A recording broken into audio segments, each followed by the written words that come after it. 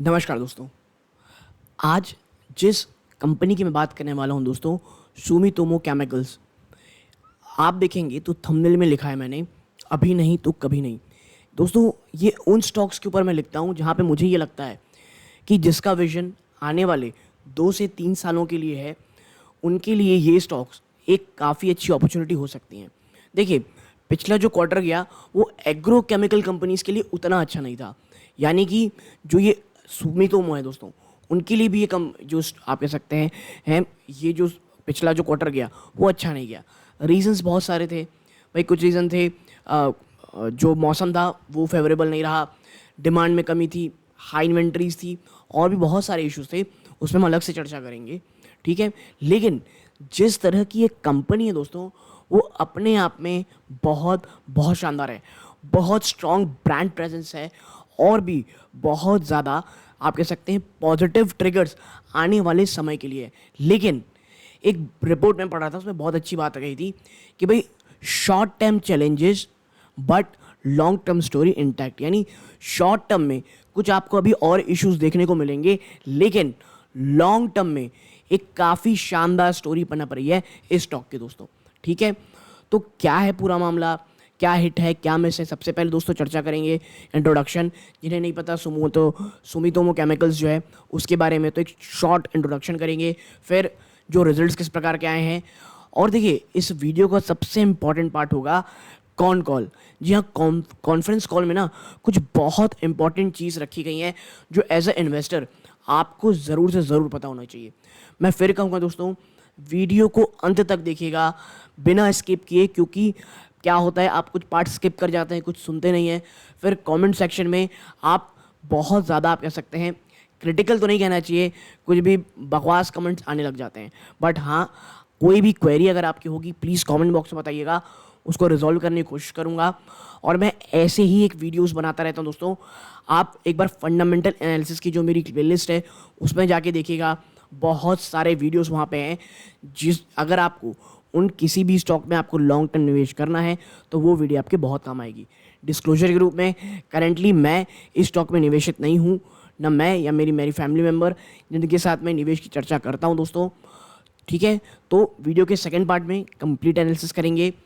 आप चैनल में पहली बार आए हैं, सब्सक्राइब का बटन दबा के और नोटिफिकेशन बेल को ज़रूर दबा दीजिएगा, ताकि हर एक वीडियो की नोटिफिकेशन आपको मिलती रहे। वीडियो को लाइक करके चैनल को सब्सक्राइब ज़रूर कीजिएगा।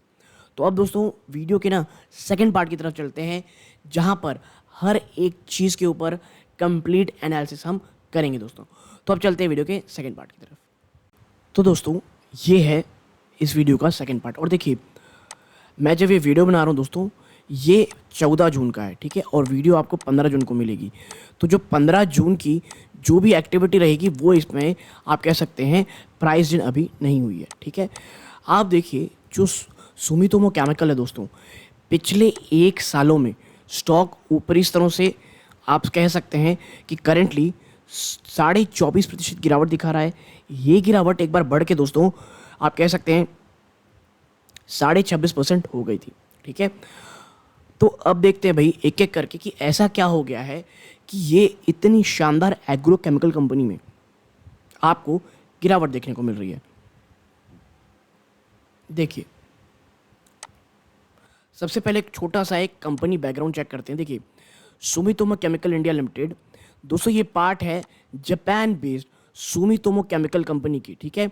इस पर नाम भी जुड़ा है, तो एक जापानीज ब्रांड है। तो जहाँ जापान आएगा वहाँ पे R&D तो ज़रूर है, और इसीलिए आगे लिखा है एक ये दोस्तों वेरी वेल और एक डाइवर्सिफाइड R&D फोकस, यानी research development focus agro chemical company दोस्तों। और ये one of the leading global innovator दोस्तों एग्रो केमिकल स्पेस में। और देखिए, यही कारण है मुझे सुमितोमो केमिकल्स एक बहुत बहुत ही शानदार कंपनी लगती है दोस्तों, ठीक है। आगे देखिए, इसकी लिस्टिंग जनवरी 2020 में दोस्तों ठीक है हुई थी, post merger of Excel Crop Care. और देखिए, ये प्राइमरी किस चीज़ में एंगेज दोस्तों, ये मैन्युफैक्चरिंग और sale of speciality and generic agrochemical product, यानी दोस्तों जो स्पेशलिटी है और जो जेनरिक प्रोडक्ट है एग्रोकेमिकल सेक्टर के, उसमें ये कंपनी बिजनेस करती है, ठीक है। आगे आप देखें, कंपनी दोस्तों also undertake distribution of animal nutrition and environmental health product, ठीक है। इतना ही नहीं दोस्तों, कंपनी जो है कुछ एनिमल न्यूट्रिशन प्रोडक्ट और एनवायरमेंटल हेल्थ प्रोडक्ट भी बेचती है। बात करें इसकी फैसिलिटी की, मैन्युफैक्चरिंग फैसिलिटी की दोस्तों, तो ये आप कह सकते हैं पांच मैन्युफैक्चरिंग फैसिलिटी है दोस्तों इसकी। कहाँ कहाँ? भावनगर, गाजोड़, तारापुर, वापी, सिलवासा में, ठीक है।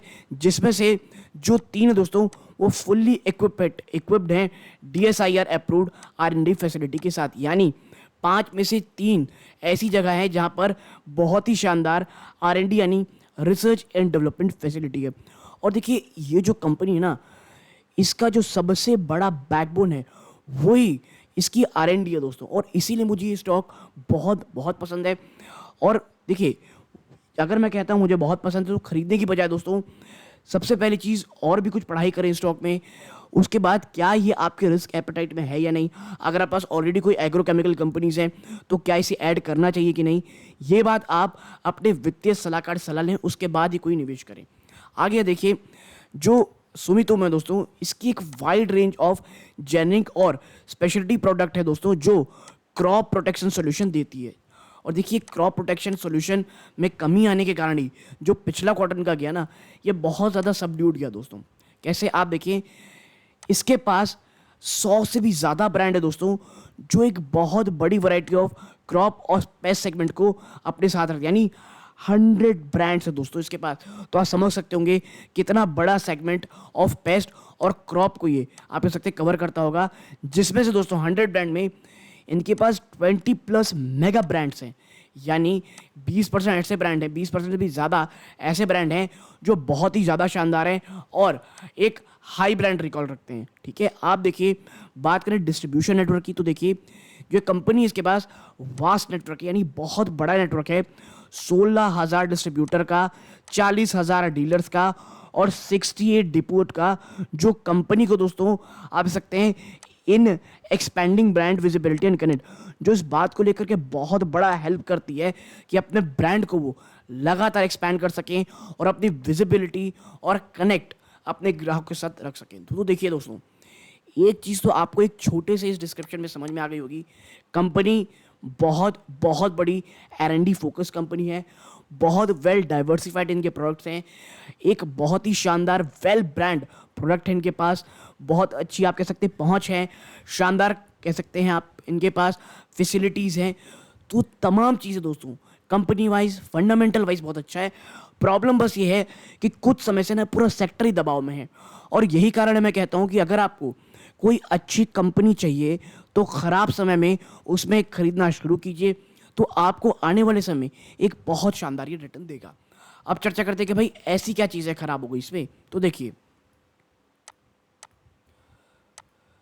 subdued demand environment in second half of 23 impacted overall growth in financial 23। देखिए जो सेकेंड हाफ गया ना कंपनी के लिए वो इतना ज़्यादा कमज़ोर गया कि जो ओवरऑल ग्रोथ है फाइनेंशियल 23 की उसी में इम्पैक्ट पड़ गया। और आप देखिए जो कंसोलिडेटेड रेवेन्यू थे उसमें 2% की ईयर ऑन ईयर गिरावट देखने को मिली, लगभग 650 करोड़ रुपए में निकल के आई दोस्तों ये, ठीक है। आप देखिए कंपनी का जो ग्रोथ है वो 14% रहा ईयर ऑन ईयर डोमेस्टिक और बिजनेस एक्सपोर्ट बिजनेस पे, ठीक है। ये ओवरऑल बात हो रही दोस्तों 14% इंप्रूवमेंट की, ठीक है। अब देखते भाई ये सबड्यूड परफॉर्मेंस यानी जो परफॉर्मेंस में ये गिरावट है इसके पीछे का मेन कारण क्या है, मेन मकसद क्या है। तो देखिए adverse weather condition resulting in lower pest infections and piling up of inventories. देखिए प्रॉब्लम ये हुई ना, जो इन्वायरमेंट रहा वो आप कह सकते हैं पेस्ट इन्फेक्शन उतने ज़्यादा नहीं हुए, जिसके कारण भैया बिकी नहीं चीज़ें और इन्वेंट्रीज बहुत ज़्यादा हो गई। प्लस जो पोस्ट कोविड-19 के बाद चाइना ने ओपन की चीज़ें दोस्तों रिस्ट्रिक्शन को, जिसके कारण डिमांड सप्लाई में बहुत बड़ा मिसमैच आया रॉ मटेरियल को लेकर के ग्लोबल मार्केट में, जिसके कारण प्राइस रियलाइजेशन में एक बहुत बड़ा प्रेशर रहा भाई साहब। मतलब जो प्राइसिंग प्रेशर है वो बहुत हावी हुआ चाइना के कोविड-19 के रिस्ट्रिक्शंस को हटाने के बाद। आगे आप देखें की रीजंस में बहुत ज़्यादा डिमांड में कमी रही। की रीजन क्या थे? LATM और इंडिया। अब भाई ये LATM क्या होता है? देखिए जो लैटिन अमेरिकन कंट्रीज़ हैं, ठीक है, जैसे आप कह सकते हैं अमेरिका के नीचे मेक्सिको हो गई, ब्राज़ील हो गई, अर्जेंटीना हो गई, ये जो है ना लैटिन अमेरिकन कंट्रीज़ होती हैं। तो वहाँ पे और इंडिया में जो डिमांड है वो कमी रही। जिस कारण एक बहुत बड़ा इशू देखने को मिला। बट एक्सपोर्ट लगातार डबल डिजिट की रेवेन्यू ग्रोथ दिखा रहा है, जो मैंने यहाँ दिखाया था 14% ईयर ऑन ईयर ग्रोथ। इसके रीजन का जो प्राइमरी रीजन है दोस्तों, वो सुपीरियर ग्रोथ यूरोप में होना और अफ्रीका में होना, क्योंकि यूरोप में देखेंगे 96% और अफ्रीका में 155% की ईयर ऑन ईयर आपको गिरावट देखने को मिली है। और ये चीज़ जो लैटिन अमेरिका में दबाव देखने को मिला है ईयर ऑन ईयर 24% का, उसको काफ़ी हद तक काउंटर करने में हेल्प की है। तो यकीन मानिए, अगर आने वाले 2-3 क्वार्टर्स में अगर लैटिन अमेरिका और इंडिया से कुछ चीज़ें पॉजिटिव होती दिखती हैं, तो बहुत बहुत बड़ा एक पॉजिटिव खबर आपको स्टॉक में आती दिखेगी दोस्तों। ठीक है, आगे चलते हैं। देखिए, margin pressure likely two percent in near term. और देखिए, जो मैंने कहा था, मार्जिन में जो प्रेशर है ना दोस्तों, वो नियर टर्म में अभी रहेगा। आप देखिए, जो ग्रॉस मार्जिन है वो कॉन्ट्रैक्ट हुआ 680 basis point year on year, लगभग 31.1% पे रहा। रीजन, हाई कॉस्ट इन्वेंट्री को दोस्तों प्रोविजंस करने पड़े और स्टीप डिक्लाइन प्राइस रियलाइजेशन में। देखिए, कभी भी मार्जिन में कमी आएगी ना, तो उसके मोटा मोटी 2 ही रीज़न रहते हैं। पहला, अगर आपके पास हाई कॉस्ट इन्वेंट्री है, आप उसे निकालेंगे तो उसका असर मार्जिन में होगा। प्लस आपके पास जो प्राइसिंग पावर है वो नहीं रहेगी, यानी आप प्राइस रियलाइजेशन नहीं करा पाएंगे। ठीक है, आगे आप देखिए, lower gross margin were partially mitigated by better cost control efficiencies. और देखिए, तभी आती है एक शानदार कंपनी की शानदार स्ट्रैटेजीज। जब मार्जिन में इतना प्रेशर होता है ना दोस्तों, तो कंपनी बहुत सारे स्टेप्स उठाती है। और आप कह सकते हैं सुमितोमो ने क्या किया, बहुत शानदार कॉस्ट कंट्रोल प्रोडक्ट, आप कह सकते हैं कॉस्ट कंट्रोल, बहुत सारे स्टेप्स उठाए, जिस कारण ऑपरेटिंग जो एक्सपेंसेस था वो 340 base point year on year की आपको गिरावट दिखाया। ठीक है, जिस कारण जो इबिटा मार्जिन में कॉन्ट्रैक्शन हुआ वो काफ़ी हद तक आप कह सकते हैं कंट्रोल किया जा सका, 100 basis point year on year to 12.4%। आगे आप देखेंगे तो मैनेजमेंट ने कहा है कि जो ये प्रेशर है ना, ये आने वाले समय में नियर टर्म में जारी रहेगा, लगभग first half financial 24, largely due to supply normalisation and lower demand in key regions. यानी कि जो आप कह सकते हैं कि भाई, जो क्वार्टर 1 और क्वार्टर 2 रहने वाला है, क्या क्वार्टर 1 और क्वार्टर 2, वो काफ़ी हद तक यहाँ पर जो प्रेशर है वो लगातार जारी रहेगा दोस्तों।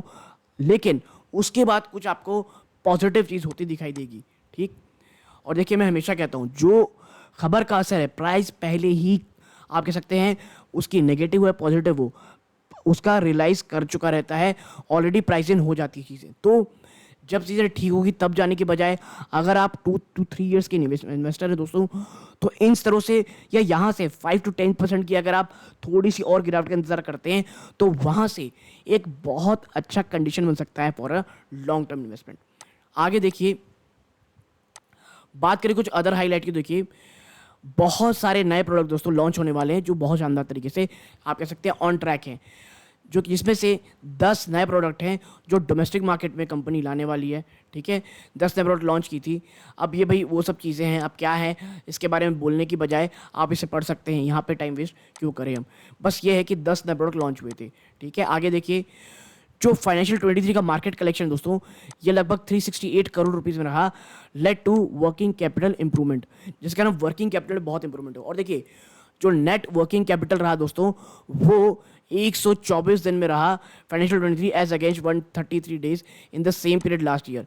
आप देखिए, जो इन्वेंट्री डेज थे वो भी 36 दिन कम हुए year on year to 148 days, क्योंकि कंपनी ने एक बहुत स्ट्रिक्ट पॉलिसी रखी कि भैया लोअर इन्वेंट्री मेंटेन रखेंगे। रीज़न क्या था, जो रॉ मटेरियल है उसमें लगातार गिरावट हो रही थी दोस्तों, और सप्लाई चेन लगातार इजी होती चली जा रही थी, तो इसका फ़ायदा कंपनी बहुत ज़्यादा उठाना चाह रही थी, इसीलिए इन्वेंट्री कम रखी गई और लगातार सप्लाई चेन काफ़ी अच्छी रही दोस्तों। आगे देखिए, while continuous focus towards improving collections have resulted in lower receivable days.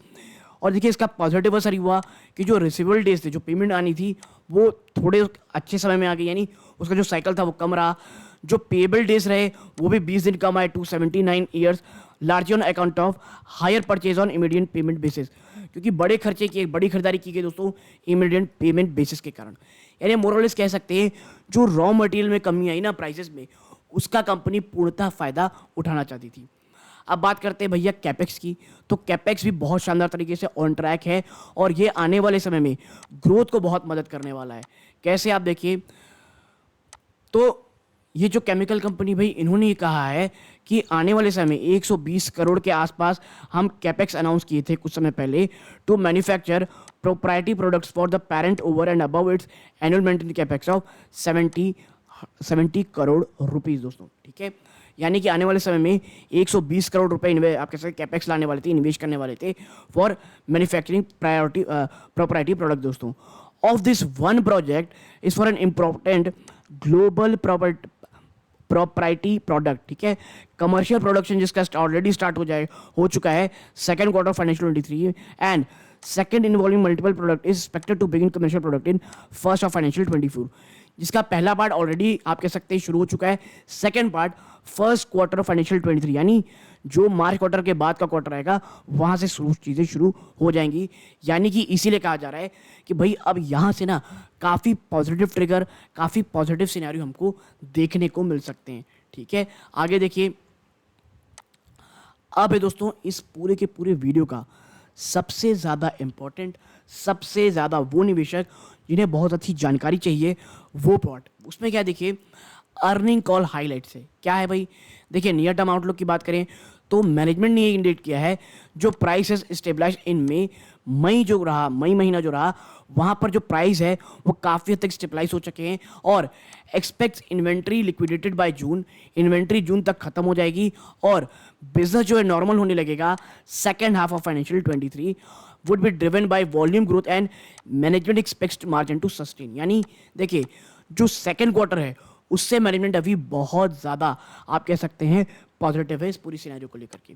एक देखिए बहुत बड़ा केस चल रहा है कंपनी का, आप देखिए project for property product for parent SSC Japan on track.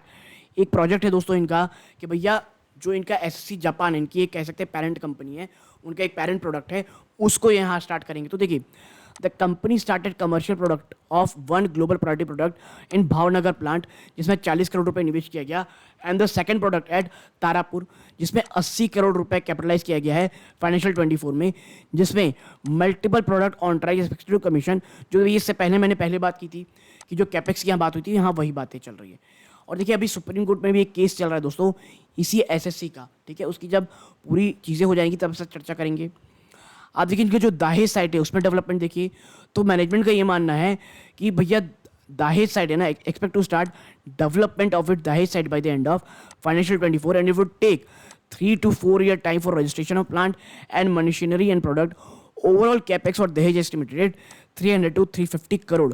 और देखिए जो इनका दहेज प्लांट है उसमें ये कहा जा रहा है कि भाई जो डेवलपमेंट है वो फाइनेंशियल 24 में शुरू हो जाएगी, 3 से 4 साल लगेंगे प्लांट के रजिस्ट्रेशन और मशीनरी और प्रोडक्ट में, और ओवरऑल जो कैपेक्स है वो 300 से 350 करोड़ रहने वाले। यानी देखिए आने वाले 3 से 5 साल में ना वो भी एक बहुत शानदार चीज़ होंगी। लेकिन देखिए एक दूर की कौड़ी है, short term even long term भी नहीं कहूँगा, जिनका नज़रिया 5 साल के बाद का है उनके लिए है, तो इस पर अभी ज़्यादा चर्चा करना सही नहीं रहेगा।